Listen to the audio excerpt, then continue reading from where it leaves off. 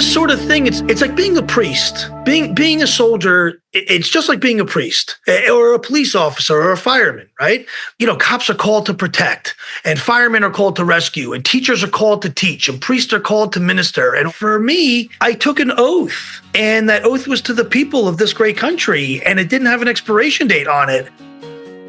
Hello, everyone, and welcome to Crazy Good Turns, the podcast that recognizes and celebrates people who do amazing things for others. I'm your host, Frank Blake, and today we have truly an amazing episode celebrating some truly crazy great turns. In this episode, we interview Bryan Stern of Gray Bull Rescue.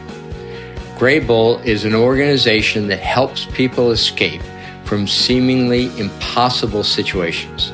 We're talking about innocent Americans who are stranded, imprisoned, or otherwise trapped in dangerous places around the world.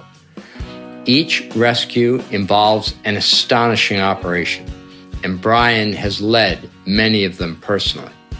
Bryan's story begins on September 11th, 2001, when he was a young Army officer at the foot of the collapsing World Trade Center towers. But things really pick up 20 years later during the fall of Afghanistan. By this time, Bryan had retired from military work, or so he thought. Scenes of the calamity that was the American evacuation of that country led him to take action. Although he was no longer with the military or the U.S. government, Bryan put together a daring mission to help more than 100 stranded Americans. And amazingly, he pulled it off. I mean, we're talking Mission Impossible type stuff, but it is the real world. And this was the first of nearly 800 rescues led by Gray Bull. Today, there are about 8,000 people who are free and safe thanks to the work of Bryan and his team. Just a series of amazing things they've done for others. The stories he's collected along the way are breathtaking. I mean, they are breathtaking. He'll share some of them during this episode. So let's get right to it. Here's our conversation with Bryan Stern of Gray Bull Rescue. First off, it is an enormous honor to have you on the podcast. The concept of this podcast is saying thanks to people who do crazy good things for others. And Bryan, your story is one not only of doing crazy good things for others, but doing the bravest possible things I can imagine for others. Thank you for that. Just extraordinary. Thanks so much. We love what we do, at least thus far. There's nothing that we haven't been challenged with that we couldn't achieve, from hostages in Gaza to jailbreaks from Russia to helicopters and big airplanes and missiles and terrorists and you name it, we've done it, kind of a deal. So we're limited purely by funding at this moment. It seems to be the only real limiting factor that we have from an operations perspective. Amazing. So I hope we'll get into some of that for our listeners in a bit. But before that, I'm always fascinated by founding questions. How somebody founds the enterprise that they're involved in. And yours, if I understand it, you served an amazingly honorable 20 years in the military. You were retired, pursuing a career, and then your career took a completely different turn. Nosedive. Well, a completely different turn. Can you give the story behind that and what led you to where you are now? Yeah, I don't come from a military family at all. My father was a lawyer and a judge. My mother was in fashion and finance. No one in my family, my grandparents' brothers were in World War II, and I didn't really know them. They all passed away or whatever. So I didn't have any military influence, if you will, right? Which is a little weird. I joined the Army as a kid. Really just to make my mother angry, frankly. Kid carrying a rifle as a regular infantry guy. I got recruited into Army intelligence at a pretty young age. I came in the late 90s. Bill Clinton was president. had an okay run, but at the end of the day, the beginning part of my career in the military was frankly a little boring. Nothing was going on. If back then, if you went to Bosnia, you were a steely-eyed killer.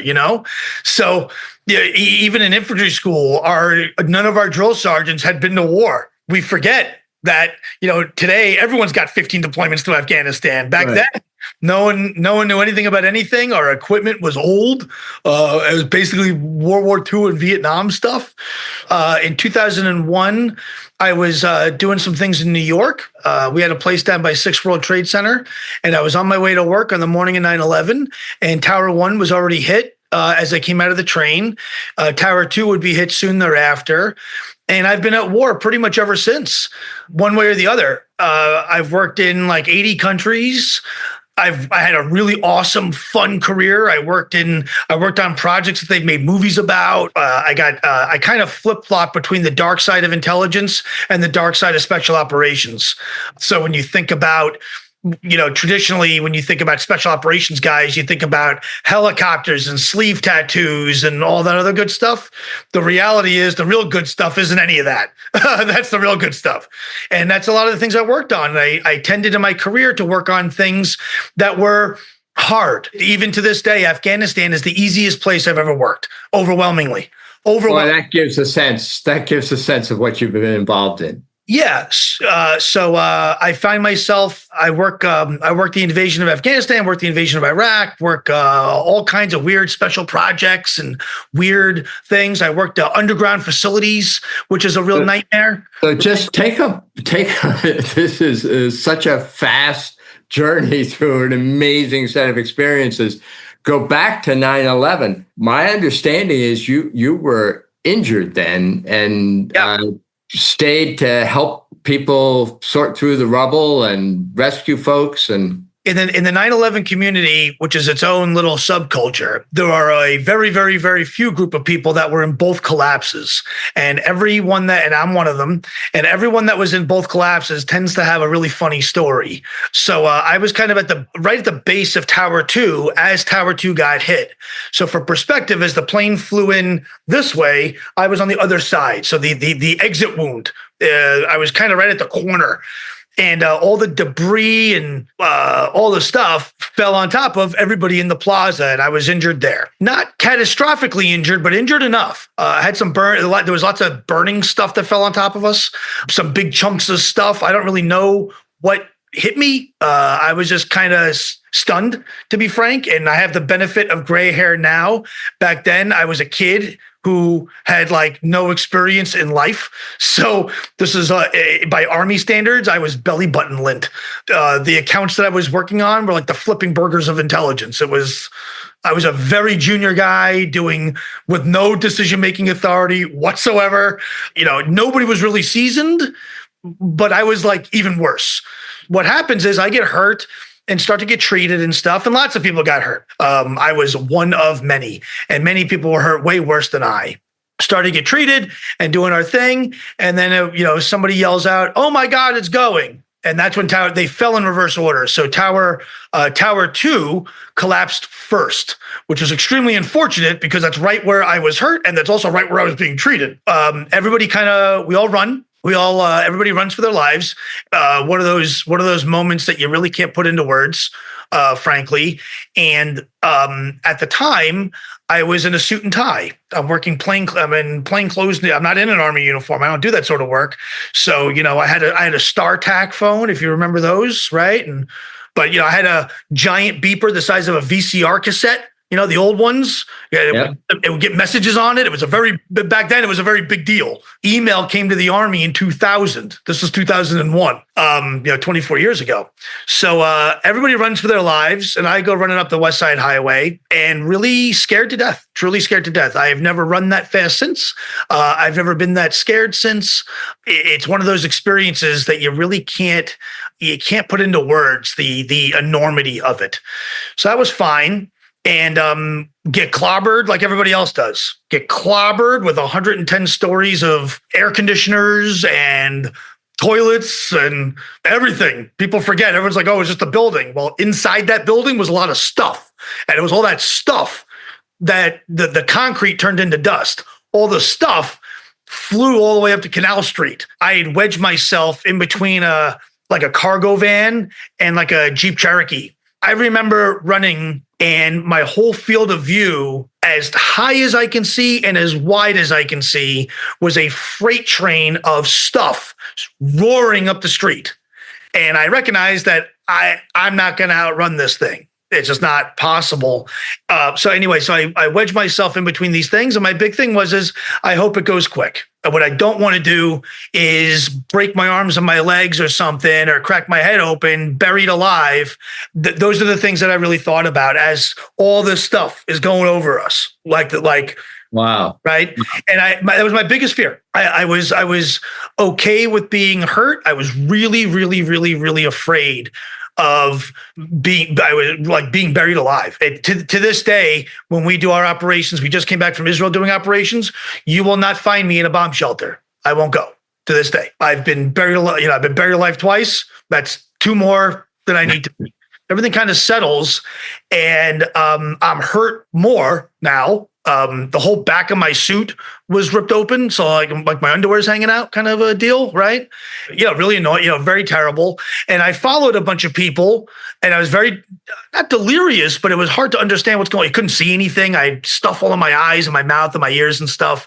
So I kind of followed other people. I recognize that I'm not too smart, and I recognize that probably they know what they're doing and I don't. So I follow all these people. A group of us kind of massed together. And come to find out, we went the wrong direction. We went back the way we came, not away from the problems. In hindsight, it was pretty obvious, but I wasn't really paying attention. A little bit later, basically same song, different verse. And it was, oh my God, the other one, it's coming down. And the same thing. I just followed everybody. I just ran, and everyone kind of went in every direction. There was a guy in a fireman's jacket, and I just paced off him. And it was very, the second collapse, people don't understand. In the first collapse, while we ran, we were on pavement and sidewalk. In the second one, we're running through debris and lunar dust level powder. So I didn't nobody got very far because it was significantly harder to run. So crazy. So Bryan, just listening to that, I have to say, I'm going to say most of us would go, wow, just fortunate to be alive. Yeah. I'm going to hunker down in my life because I've just had enough close calls with death to say that's going to do me for a long, long time. That was not your reaction. Why? It started off anger. Right? This is my city. I'm from New York. This is where I grew up. These jerks ruined the skyline. As a kid coming out of the train in the city, you get out of the train, you're trying to figure out where you are. You look that way and you see the Empire State Building, and you look that way and you see the Twin Towers. Now I know which way is north, south, east, and west, and I know how to walk, right?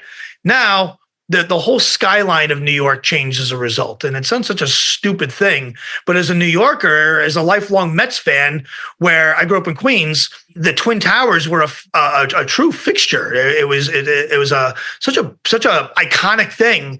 And the idea that these people came to my city and blew up my skyline and attacked my people and my country and literally my city, and those idiots almost killed me. My mother always told me, always forgive, but never forget, and I got angry, and I lost friends in the morning of 9/11. I have firefighters that I knew. I remember all when funerals were going on, and all those things were truly horrific. There was no way as a soldier that I'm going to say, lick my wounds and that'll be that. That's not what we do.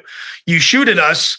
One of the folks that works for me always says, if you come at me with a fist, I'm going to come at you with a baseball bat. And if you come at me with a baseball bat, I'm going to shoot you in the face. That's what we do. We don't say uncle. That's not what we're here for. That's what the Cub Scouts are for. That's what, other folks are for, and God bless them. That's okay. But, you shoot at an American soldier. The expectation is we're going to hurt you back. They took, at the time, again, going back, I didn't even know about the Pentagon for like 4 days. There was no communications. No one knew anything. And Instagram wasn't invented yet. So nothing worked. Nothing worked. So we heard, rumors of different things, but no one actually knew, and a lot of bad information. We didn't know how many people were killed. The rumors, right? It turns out just under 3,000 people died. The original numbers that we were told, 40,000, 50,000. In these early days, the amount of rage and anger and digging in the rubble, where, the team that I was on that helped dig, we started off wanting to find a survivor. Then it turned into, let's find a whole body. Then it turned into, let's find an identifiable something. And by the time I left, we had failed in all that and only found parts and pieces. So finding fingers and legs and arms and stuff as a young kid from New York, who's also a soldier, the anger that I felt was demonstrable. Wow. You serve overseas. You have an amazing career in the Army. You've retired. In the Army and the Navy. In the Army and the Navy. You've retired after 20 years. Afghanistan falls. Yeah. And you once again just describe what it is that led you to set up Gray Bull and do what you're doing now. So it's also related to 9/11. I did 26 years, I think, in government, something like that, 26 years. It's August 2021, right? By now, I've had this really awesome career in intelligence.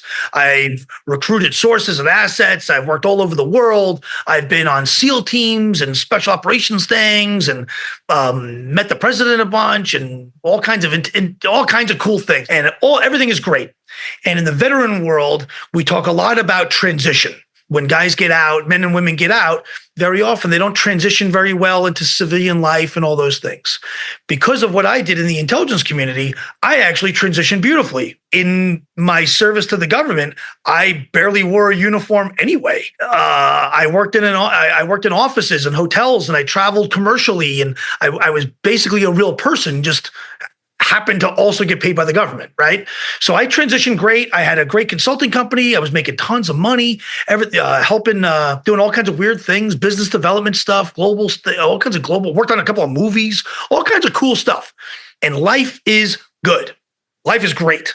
I'm asked leading up to the 20th anniversary of 9/11 to give a speech, because I'm a military first responder who's also been around, and I like to talk, and I have a great relationship with the museum and all these other things.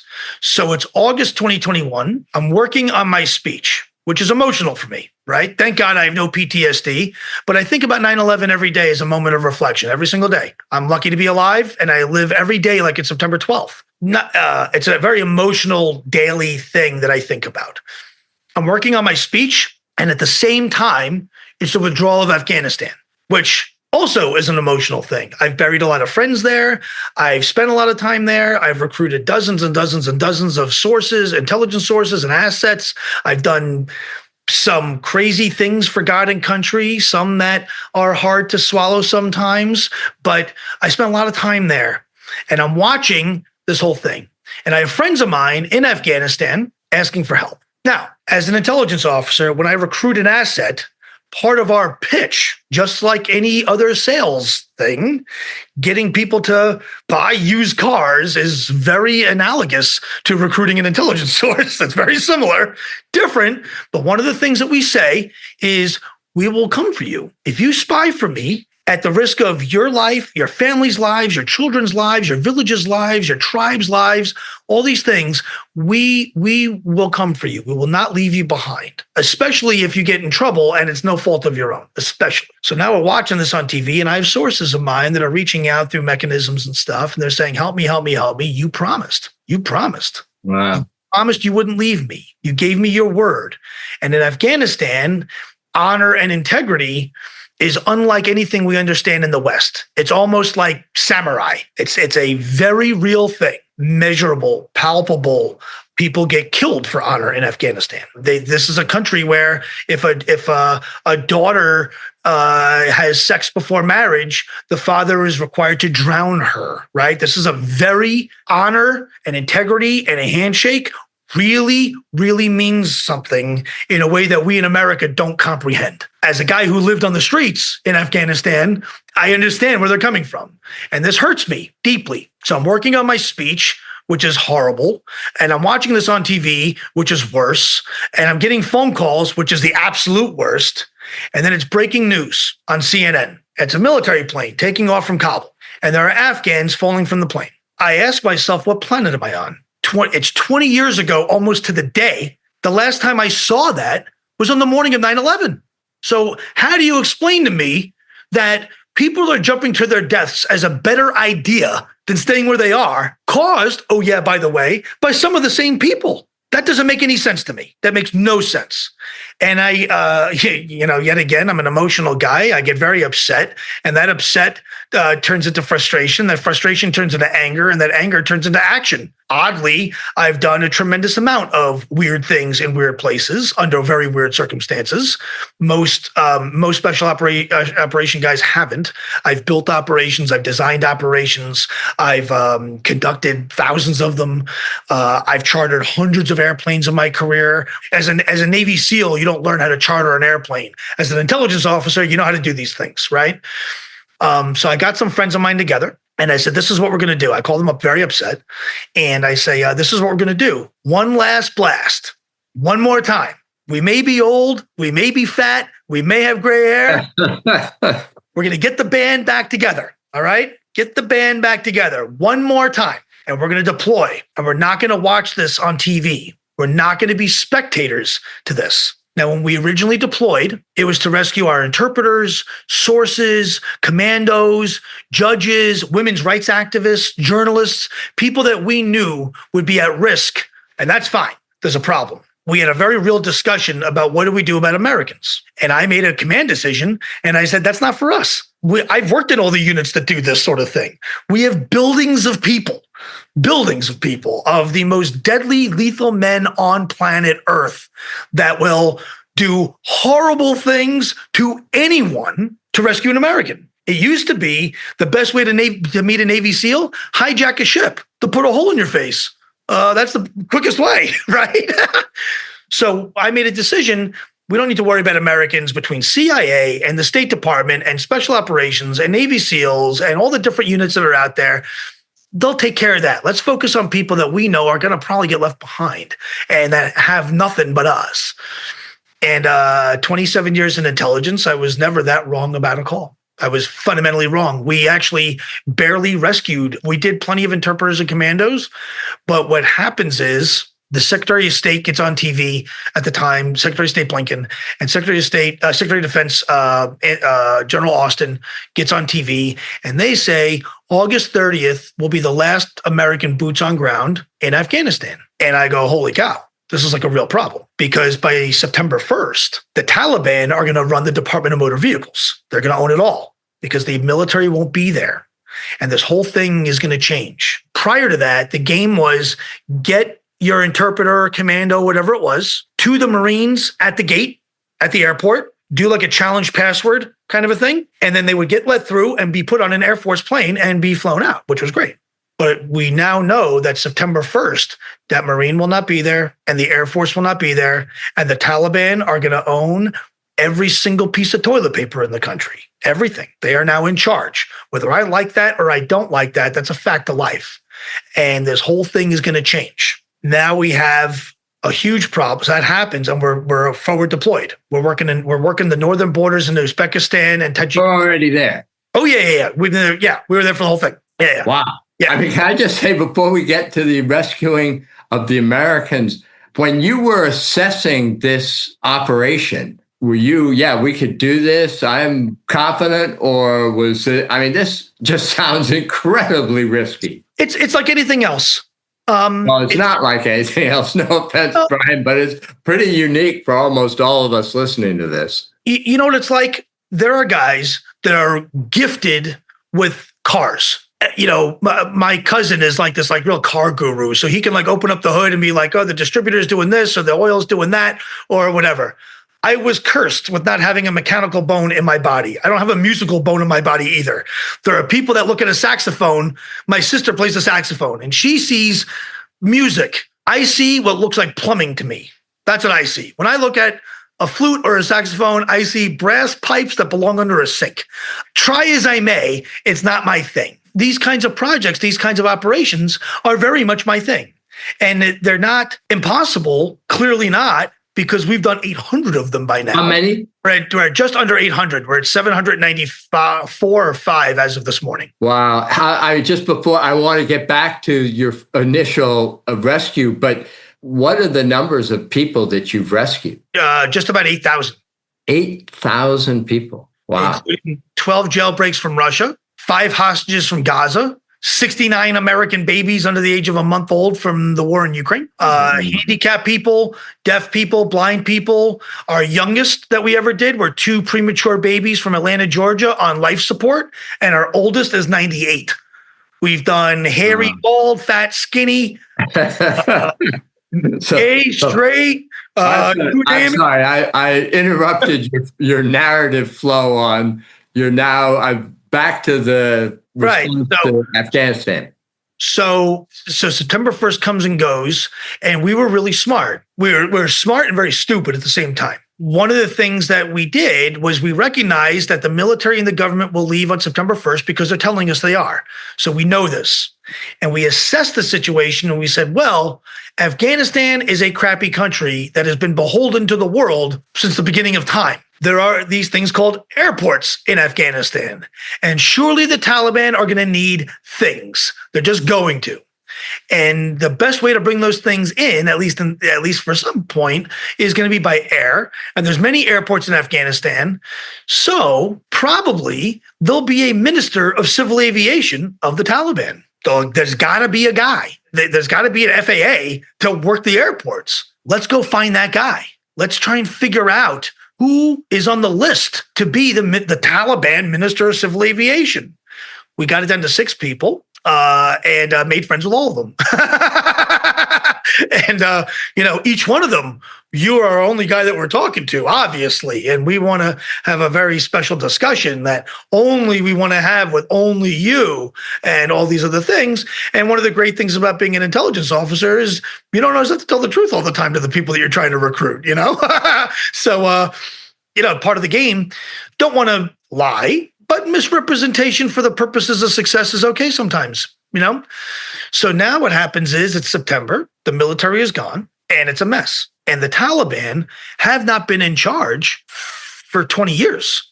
Like they rightly or wrongly, people don't appreciate, they themselves don't know how to govern. They're like a 14-year-old kid wearing a suit for the first time, and they don't know. They're trying to tie a tie and they're messing it up. They don't know how, there are all kinds of silly things. So they want to, and we know this, but we know that pride is important and honor is important. And we know they want to do a good job. They want to look like they're legit. And we take advantage of this perspective. And what happens is we land the first plane under Taliban rule and rescue 117 American citizens behind after the military left. Wow. That was 794 missions ago from Afghanistan, Ukraine, Russia, Sudan, Haiti, Lebanon, Syria, Israel, Gaza, Maui, hurricane. So you have this response after the fall of Afghanistan. You go in, you do a successful operation.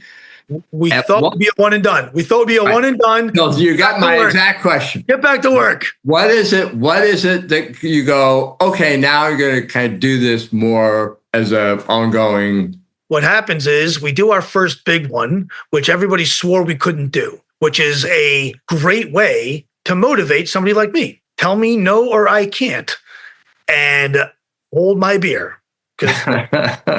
Right? It's a great motivator for my personality type.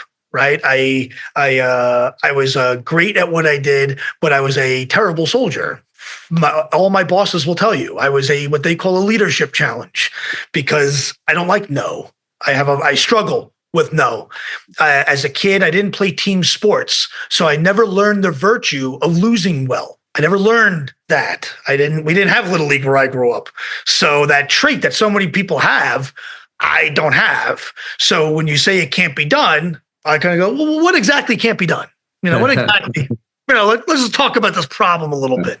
So we thought we were going to be a one and done. We come home in September and everything is great. We get a bunch of media and also the good stuff and it's great, whatever else. And what happened is Americans kept calling who were stuck. And they kept calling. So we keep doing operations. Some were not so complex, but a little just, they were complicated, but not complex. Can I ask you, are the Americans also calling our government and our government is saying, hey, go talk to Bryan. We can't do this? The government is saying, too bad. They're not even saying call. Wow. The embassy is gone. And it's either go to Pakistan, which is a threat country, go to Iran, which is a real threat country, or go to China, which is not going to work through the mountains, or by the way, all the borders are closed. So you are trapped. You are stuck and left behind in Afghanistan, surrounded by the Taliban who like to chop people's heads off. Other than Afghanistan, how does word start getting out that if you got a problem in Haiti or if you got a problem in Gaza, call Bryan? So what happens is when you get in trouble and you're stuck somewhere and you're afraid, I don't care if it's Afghanistan or just recently in Israel or wherever. Right. You and your family call everyone you've ever met. Everyone. Every contact. So you had a recent one in Syria, right? Yeah. What happened in Syria is there's a family gets stuck in Syria. They're from South Carolina. That was Operation Graham Cracker. A mommy, a daddy, and an 18-month-old daughter. Wow. And when they went, where they went and when they went, it was safe. They actually went to an incredibly safe part of Syria, which sounds a little nuts, but Syria is a big country. There's only a part of it that's a mess. I've been there many times. They go and a bunch of nonsense happens. The worst parts of the Bible occur, and now they're stuck. They reach out to the U.S. Embassy. They reach out to the FBI. They reach out to the State Department. They reach out to their congressmen, to their senators. One senator you may have heard of, his name is Lindsey Graham, so we named the operation after him, Graham Cracker. And the Lindsey Graham calls the, Marco Rubio and the Pete Hegseth, and I don't know, maybe the President Trump. I don't know what he does. And they all say, too hard. You described this, I read an email that you sent, you described this as a medieval level of violence and chaos. Yeah. There's a religious sect called Druze that we don't really have many in America, but in the Middle East, it's very common. They're not Muslim. They're not Jewish. They're not Christian. It's its own. It's a fourth Abrahamic religion that's very small and very insular. Imagine if Islam met the Masons, would be the Druze, right? It's like that. So almost like a secret society almost.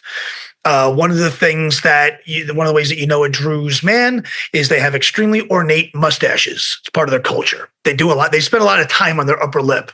And what the Bedouin tribes were doing when they found Druze is they take a pair of wire cutters and cut off the upper lip and take the mustache and run around with it. Wow. Yeah. So when I say medieval level of violence, that's a good, yeah. Okay. So how do you get this family out of Syria? Well, or you can't say, but you get.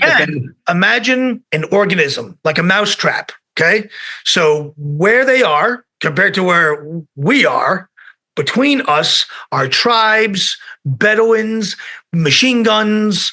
The Israelis are bombing from the sky. Oh yeah, for fun. A lot supporting the Druze, I might add. ISIS is on the ground. The new government of Syria, which is not the best, they're around a little bit, but it's kind of a free for all. It's a very lawless kind of Mad Max kind of a place where life is extremely cheap. Life is the price of life is pennies, if that. You can get somebody killed in Syria for a cheeseburger. Literally. That's not a metaphor. We have to build and design a mousetrap that has to work in harmony. And that's how many of these operations that we do are, where it's starting off, you have a start point and an end point. And between there are all kinds of different things that have to happen. And those things have to happen in harmony. And by the way, each of those individual elements are not predisposed to work together nicely. It sounds like you're doing kind of amazing movie after movie after movie. I mean, this is almost defies belief. Our work is very much a magic trick. Very often, in fact, in Russia, the Russians call me Amerikansky Volshebnik, which means the American magician, because we've done things against them that they can't explain. They can't wrap their heads around how it happened. And it's very much like David Copperfield. David Copperfield one time made the Statue of Liberty disappear in front of 3,000 people. He lined up 3,000 people on a barge, and they're looking at the Statue of Liberty, and they're all looking, and they're all looking, and they're all looking, and abracadabra happens, and poof. And 3,000 people will tell you, I saw it, I smelled it, I was right there, I could throw a baseball and hit the Statue of Liberty, and I saw it with my own eyes, I heard it with my own ears, I smelt it with my own nose, and I'm telling you, he made the Statue of Liberty disappear. Yeah. Probably he didn't actually make the Statue of Liberty disappear. This stuff is very much the same way. It's a lot of misdirection. It's a lot of ruse. It's Ocean's 11, not Black Hawk Down. Oh, interesting. Right? Yeah. It's Donnie Brasco. It's not body armor and machine guns.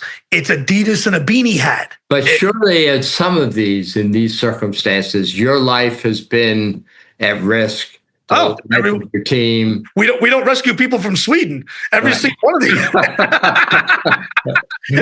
every single one of these, we've taken hypersonic missile fire. We've been chased by fighter planes and helicopters with machine guns. I've been targeted for I got targeted for assassination a couple of times. We got one of them on video, which is super cool. Can I ask you two questions? The first is, what gets you back again? Having survived one of these, what gets you doing it again? And then I got a follow-up question to that. Do you see a point at which you say, this is enough? This has been too I keep saying it, but things keep going wrong in the world. Yeah. I don't control the bad guys and I don't control the policies. It just happens that way. I miss having a thing called a job and a thing called income. It was nice, and a life. I used to go on these things called vacations every now and then. But you could stop anytime you wanted. What keeps you going? This sort of thing, it's like being a priest. Being a soldier, it's just like being a priest or a police officer or a fireman, right? Cops are called to protect, and firemen are called to rescue, and teachers are called to teach, and priests are called to minister. And for me, I took an oath, and that oath was to the people of this great country, and it didn't have an expiration date on it. Other than the financial part, this is what I've always done. I just happen to do it as a nonprofit now. But you know what it's like? You're walking down the street, and you see like a dark alley, and you see like three big guys beating up a young girl, right? There are some people that walk past that, see that, and they say, I'm so happy that's not me. Thank God. I've been blessed. I'm blessed that I'm not in that situation. And they go on about their day. There are some people that go, wow, that's really terrible. You know what I'm going to do? I'm going to call 911 and the professionals will come at some point, and I'm going to go about my day. There are some people that will call 911 and sit and watch and report to the dispatcher, this is what they look like and all the things and whatever. Then there are people who say, I'm going to call 911, and by the time they get here, I'm a really nice guy, but I'll give you a war you won't believe. I'll eat your lunch, and I'll give you the shirt off my back.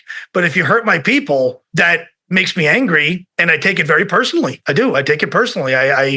I bleed red, white, and blue. I don't care if you're a Republican or a Democrat. I don't care. I could care black, white, purple. I rescue Muslims, Christians, and Jews, Buddhists, Hindus. Among this enormous group of people that you've rescued, is there someone that stands out that you just say, boy, I think of this person whenever I go back in on the difference I made in their lives? Because you have rescued so many people.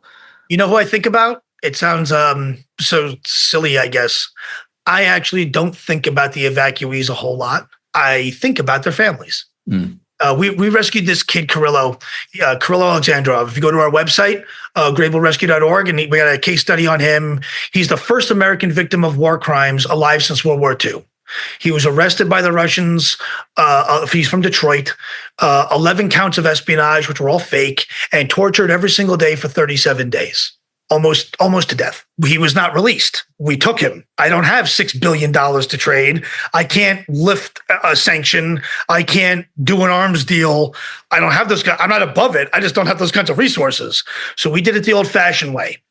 Now, his mother, Gloria, sat on the border of Poland for 37 days, asking anyone and everyone for help. Wow. Before she flew, the FBI came and visited her and gave her a challenge coin, a military challenge coin, and said, if Carrillo ever gets out, give this to him from us. That constitutes 100% of the contribution of the U.S. government to get Carrillo out of captivity, a challenge coin. So his mother, Gloria, sat on the border for 37 days. I was 31 hours away from her in the occupied area, and one of my teammates was with her. So I'm able to talk to her. I'm able to talk to her a lot. The idea and the weight of a mom, right? Wow, that's amazing. Okay. The weight of Gloria crying. I've cried with her. I've prayed with her. I've laughed with her. I've heard her beg and plead and not believe in me and be frustrated and angry, and knowing that her little boy, her son, he was 25 years old when he was arrested, knowing that he's in the custody of the most sinister intelligence service on earth that throws people out of windows or gives them biotoxin or whatever else, the Russian intelligence service, knowing that he's been incarcerated as a spy, and he's not. So knowing that, talking to her, she was my motivation, not him. Wow. You could go on and on. You got to be the absolute best dinner companion on the face of the earth with the stories you have. Incredibly incredibly inspiring and interesting. Who inspires you? All of us. All right. All of us. We're so stupid sometimes as Americans. We really are. We're really dumb. We're very quick to get mad at ourselves. Our country is founded by fighting, right? George Washington, the United States of America did not become the United States of America by bringing lollipops, right? We fought, and our founding fathers fought. And part of our Constitution is the ability to debate.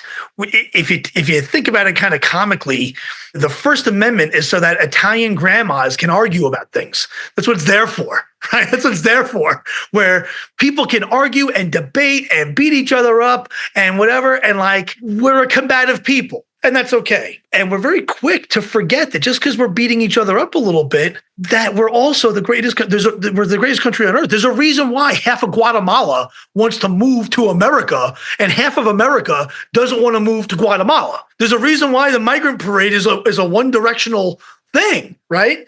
There's a reason why, in Afghanistan, there's a true story. Years ago, I'm in Afghanistan, many, many, many years ago, and I'm going to recruit an asset. And we agree that I'm going to pay him $100, and I'm going to give him. We agree for $100, he's going to do some things for me, right? And go to a place and do a couple things. Fine. He does this task, and he does it well. And I give him $100 bill, and he gets angry at me and threatens me basically with disrespecting him. And I go, I'm shocked, and I have my interpreter with me, and I'm like, what is he so mad at? He did the task. We agreed on $100. Is he trying to gouge me for more money? What is that? And he says, no, you dishonor him with your $100 bill.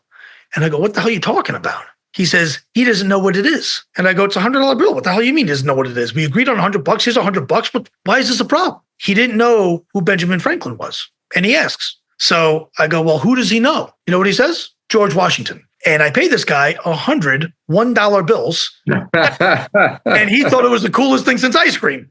Yeah, that's great.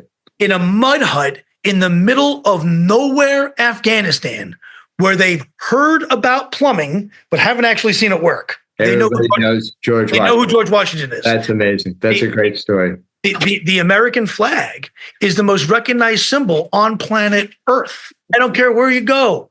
Some goat farm in Botswana, and you don't need to speak a word of any local language or understand the culture or anything. You show an American flag and everyone goes, oh, you're an American. Yeah, heard of you. An important thing for all of us to remember. You forget this, right? Yeah. We talk, things like Charlie Kirk, which whatever side of that issue you're on, right? It is just as wrong for Charlie Kirk to be assassinated as it was for Martin Luther King to be assassinated. Both of those things are wholly wrong, right? Mind you, we're a country that has the word firearm in its constitution, and that's okay. But, we forget this as a nation.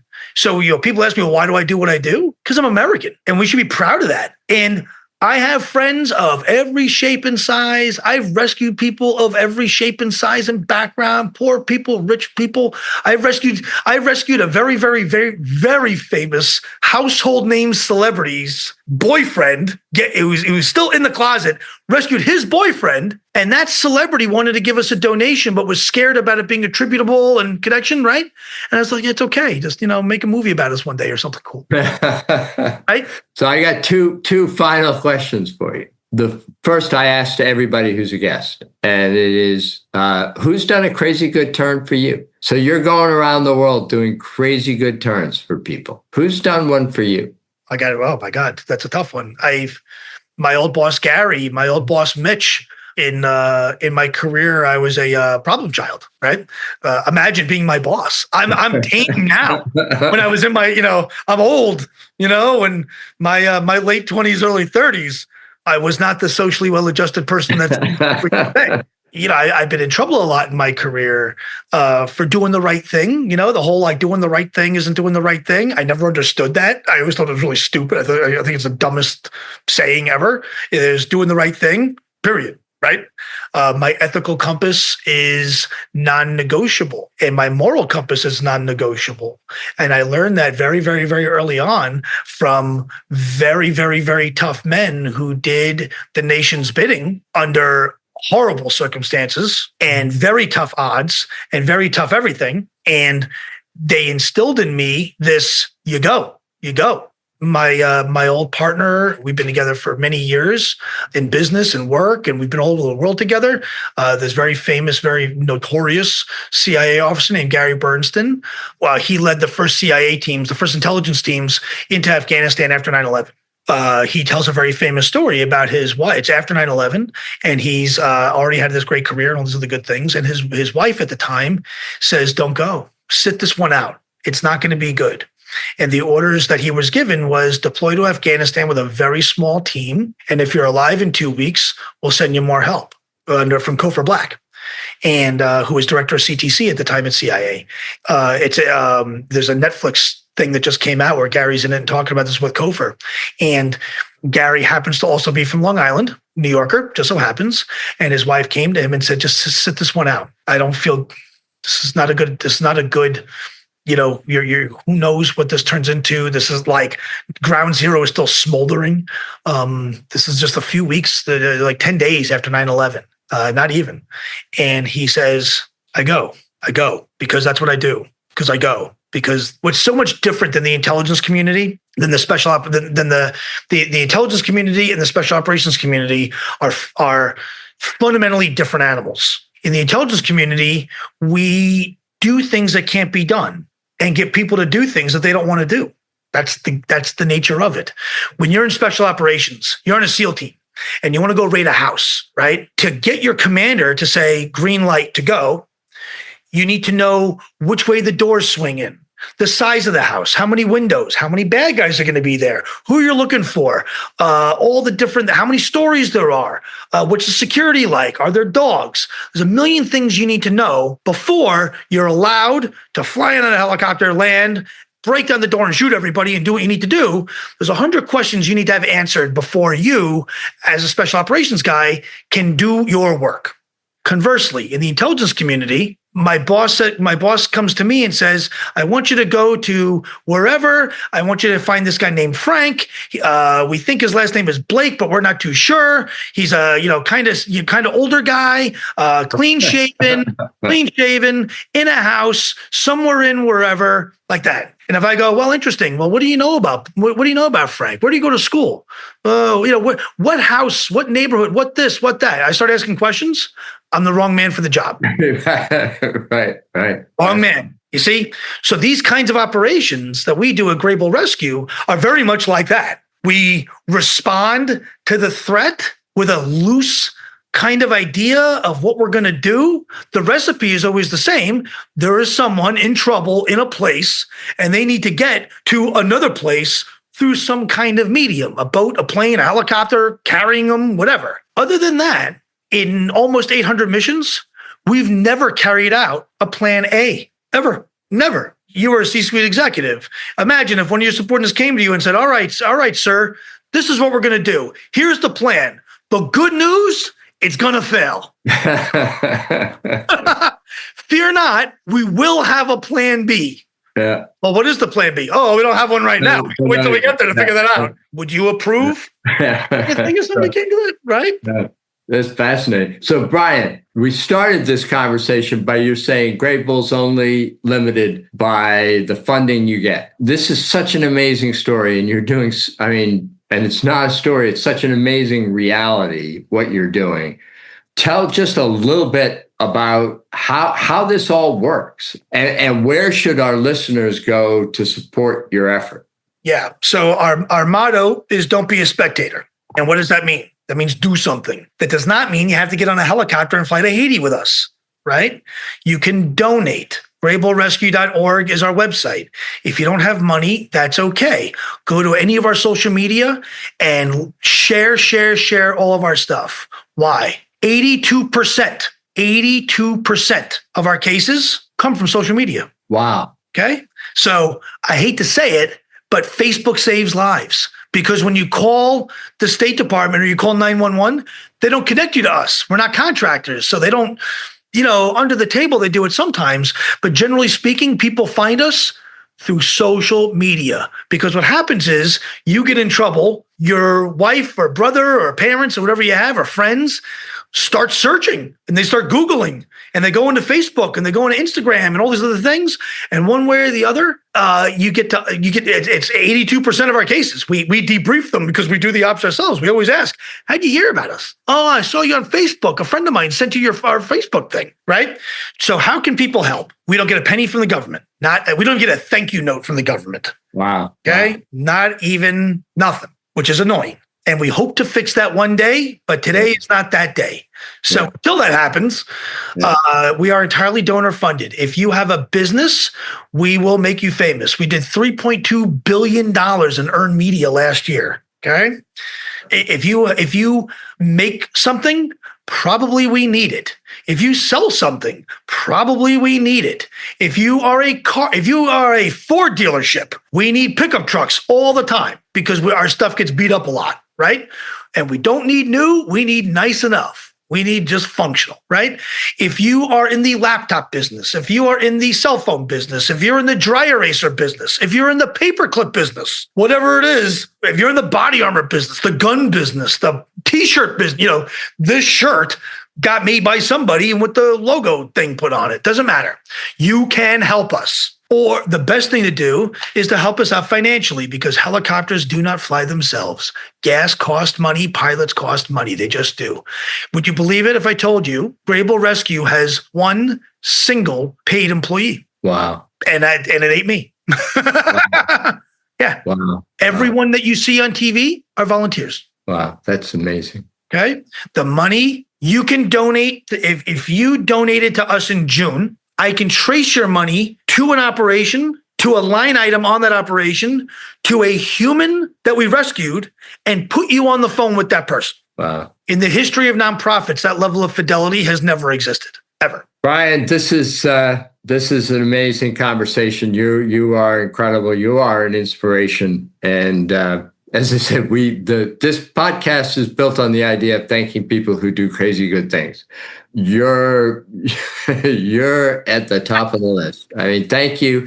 I'm sure those families, as you say, are just undyingly grateful, and you're an extraordinary person. So God bless you and thank you. Thank you so much. Don't tell anybody. We're actually having a lot of fun. Well, it's an odd definition of fun, Bryan, but thank you. It's amazing. Thank you so much for having us. All right. I hope you've enjoyed our interview with Bryan. Boy, it is a conversation like none other I've ever had. Just extraordinary. If you know of any other organization doing amazing things for others, and they don't have to be life-threatening like Bryan's, but they're doing great things for others, please let us know by emailing us at hello@crazygoodturns.org. That's hello@crazygoodturns, all one word, .org. We always welcome suggestions for people to feature on our show. We truly appreciate you listening. If you liked what you've heard, please share Crazy Good Turns with friends. Please also support our show by subscribing on Apple Podcasts, Spotify, or the podcasting platform of your choice, and connect with us on the social network of your choice. You'll find us at Crazy Good Turns, again, all one word. As always, I want to thank the team that makes Crazy Good Turns possible. Our producers, Bryan Sabin and Megan Henlon, editing and mixing by Score, and Leslie Nunn for keeping this operation going forward. Lastly, I want to express my gratitude to you, our listeners, for being part of a community that celebrates people who do great things for others. Your giving of your time to listen to these interviews and acknowledge these great deeds is a crazy good turn of its own. So thank you for your help. Thank you for your listenership. And I hope you'll be with us again soon in our next episode when we celebrate another crazy good turn. Thank you.